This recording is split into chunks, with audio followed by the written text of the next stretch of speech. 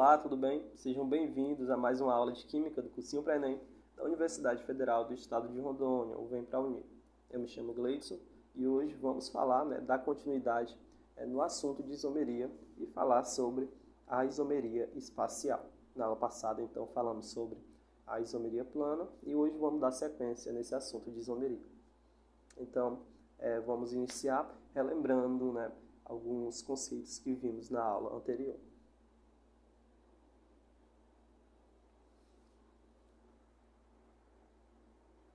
Então, vamos iniciar relembrando os conceitos vistos na aula passada. Vimos, então, o que é a isomeria. É um fenômeno, então, que ocorre em substâncias que possuem a mesma massa moleculares, mas se organizam de formas distintas. Esse é o conceito, então, que vimos sobre isomeria. Temos a divisão da isomeria em isomeria plana e isomeria espacial.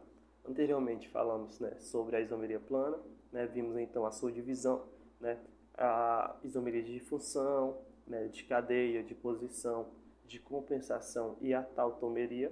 E hoje então vamos falar sobre a isomeria espacial, que se divide então em duas isomerias. Temos a isomeria geométrica e a isomeria óptica. Então vamos iniciar nossa aula de hoje e falar sobre cada uma delas, como é possível identificar esse tipo de isomeria espacial. Vamos então dar início falando sobre a isomeria espacial, que também é chamada de estereoisomeria. Os isômeros se diferenciam aqui pela orientação espacial dos átomos. Temos então, dentro da isomeria espacial, a isomeria geométrica, que é a cis e a trans, e temos também a isomeria óptica. Vamos então, nessa aula, estar passando por cada uma delas, explicando como identificar cada um desse tipo de isomeria. Vamos então, primeiramente, falar sobre a isomeria geométrica.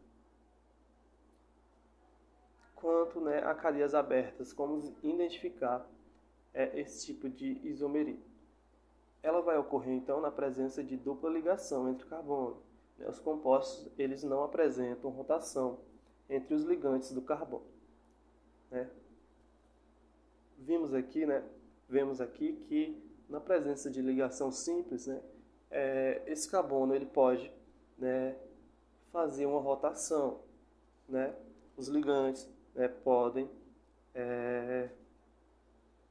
fazer essa rotação, no mesmo caso. Então, aqui não ocorre isomeria. Vai ocorrer isomeria, então, na presença de uma dupla ligação entre carbono.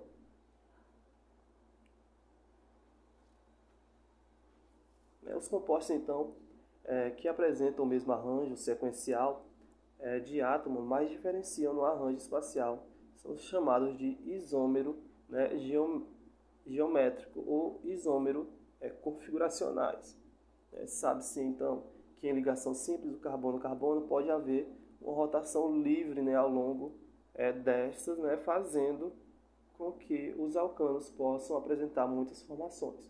No entanto, não é possível realizar uma rotação ao longo da ligação entre dois carbonos, de um alceno e de um ciclo alcano, pelo impedimento de suas estruturas eletrônicas e espaciais. O grupo ligado ao átomo de carbono da dupla ligação pode existir em diferentes arranjos espaciais ou geométricos. Esses isômeros apresentam a mesma conectividade de átomos, mas diferem um dos outros na configuração ou no arranjo geométrico da dupla ligação, fazendo com que sejam chamados de isômeros geométricos ou isômeros configuracionais cis-trans. Ocorre então isomeria espacial geométrica ou isomeria configuracional cis-trans em compostos que não apresentam rotação de ligação entre carbono. Esse tipo de isomeria acontece em cadeias carbônicas insaturadas, com duas né, e em cadeias cíclicas, né, que apresentam substituintes diferentes entre si em carbonos diferentes.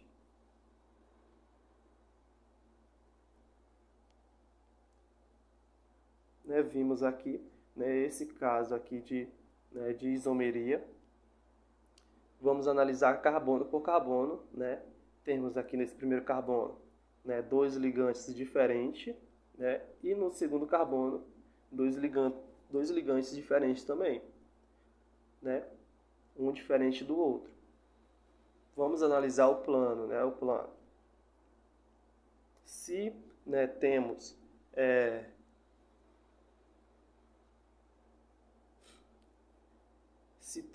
átomos, né, iguais para um lado do plano, dizemos, né, que essa isomeria é cis, né? Temos então átomos de cloro e átomos de hidrogênio, né, para o mesmo lado do plano. Temos então, né, essa geometria chamada de cis. Já, né, se temos, né, átomos de elementos para lados, né, opostos, né, na transversal, chamamos então, né, essa geometria, né, de trans. Para ficar melhor, né, vocês verem aqui, estão vendo aqui, né, dois átomos de cloro, né, para o mesmo lado do plano, né, então chamamos essa organização de cis. Já no outro caso, né, temos o átomo de cloro, né, na transversal, um de um lado do plano e o outro de outro. Então chamamos, né, essa organização de trans. Então, um macetinho, né, para vocês aqui. Cis estão para o mesmo lado, né? Já o trans estão na transversal. Então, decorem essa partezinha aqui, né, que vai ser importante para vocês identificar. Vamos então, né, rever aqui melhor, né, esse conceito de geometria. Temos então que para cada carbono teremos um ligante diferente, né? Cada carbono apresentará um ligante diferente entre eles, né? Temos aqui, né, R1, R2, R3 e R4, né, como os ligantes do carbono. R1 sempre, né, tem que ser diferente de R2, né, e R3, consequentemente, tem que ser diferente de R4. Não quer dizer, né, que os ligantes, né, desse primeiro carbono tem que ser diferente do segundo carbono, né? Não precisa chegar a tanto, só precisa haver a diferença, né, dos ligantes do carbono 1. Temos então que R1 tem que ser diferente de R2 e R3 tem que ser diferente de R4.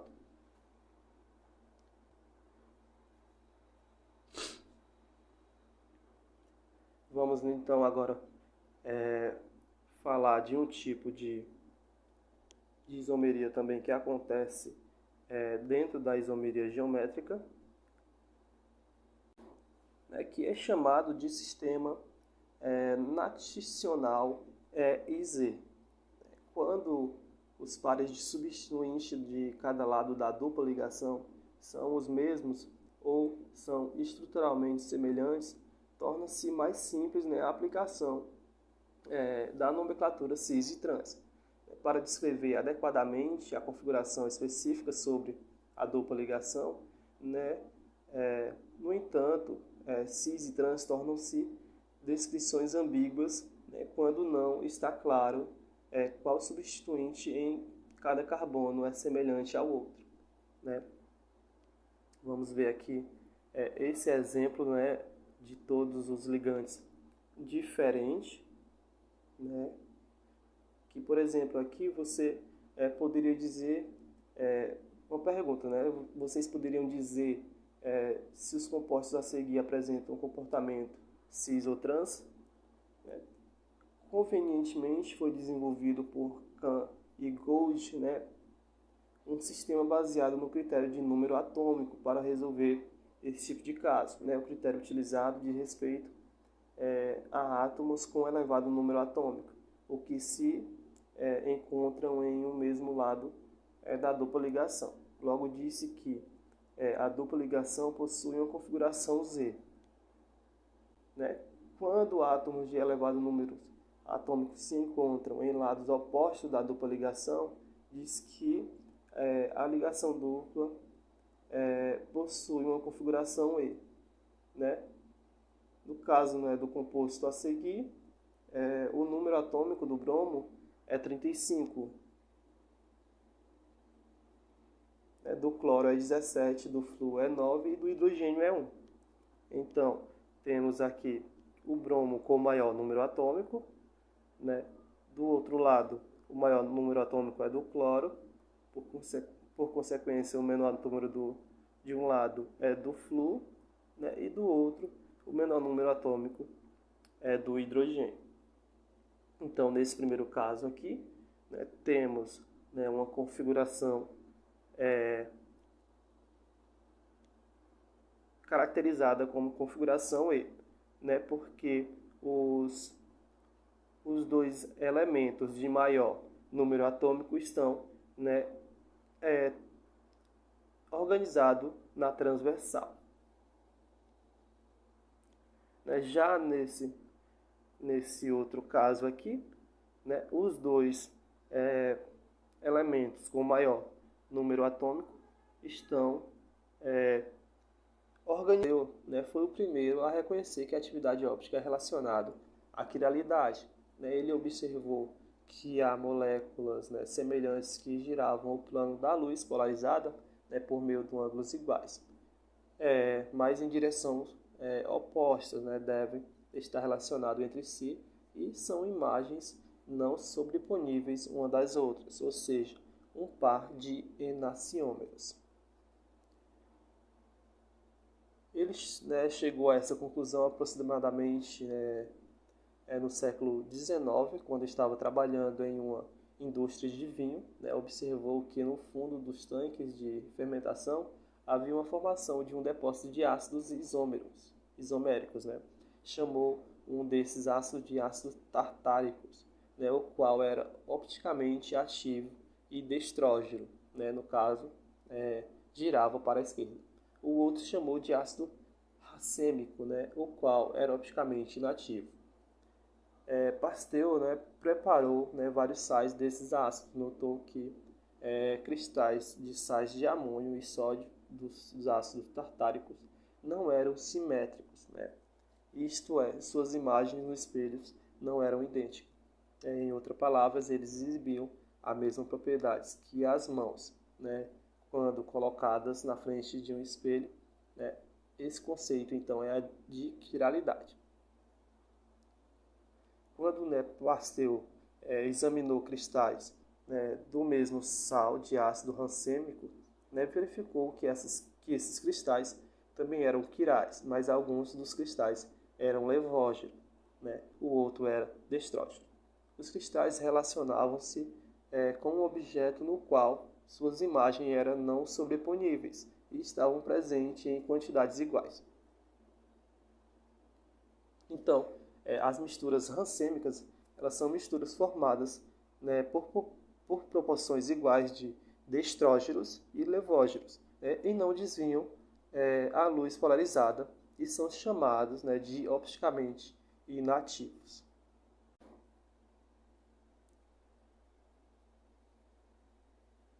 Vamos então ver casos agora para compostos com mais de um carbono quiral. Muitos compostos eles possuem mais de um centro quiral, né? Por isso é necessário determinar quantos isômeros podem existir em cada caso e como esses isômeros são chamados uns em relação aos outros, né? Vamos considerar aqui uma regrinha que diz, né, que caso uma molécula possua N centros quirais diferentes, elas apresentará um máximo de 2 elevado a N enantiômeros, né, ou antípodas ópticos, e um máximo de 2 elevado a n sobre 2 pares de estrógeros, né, e levógeros ou rancêmicos, né. Então, o N aqui é o número de carbono quiral, né, e vai apresentar então o resultado, né, como sendo os isômeros opticamente ativos. No segundo caso, né, temos N elevado a 2, né, dividido por 2, né, vão apresentar então misturas rancêmicas.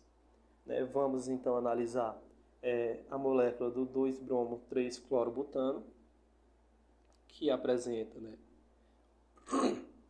2 carbono quirais aqui nessa molécula, né? Então, temos 2 elevado a 2, né? Que vai ser igual a 4 isômeros. Né? E vamos analisar para misturas rancêmicas, né? Que é 2N dividido por 2. Está igual a 4, né? Dividido por 2, que dá igual a 2 misturas rancêmicas. Então, essa foi a nossa aula de hoje. Espero que vocês, né, tenham compreendido os assuntos. É importante, então, que vocês pratiquem com os exercícios de fixação propostos a vocês. É importante também que quem não for inscrito no canal se inscreva. E até a próxima aula. Tchau, tchau.